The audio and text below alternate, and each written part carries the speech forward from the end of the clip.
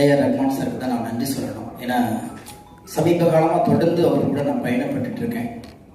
எத்தனையோ படங்கள் பயணப்பட்டு இருந்தாலும் இந்த மேடைக்கு என்னை அழைத்து வந்து நிற்கிறதுக்கான ஒரு வாய்ப்பை வந்து கொடுத்ததுக்கு வந்து நான் ரொம்ப பெருமைப்படுறேன். காரணம், இந்த புத்தகத்தை பற்றி நிறைய பேர் படிச்சிருக்கோம், வாசிப்பாளர்களுக்கு தெரியும்.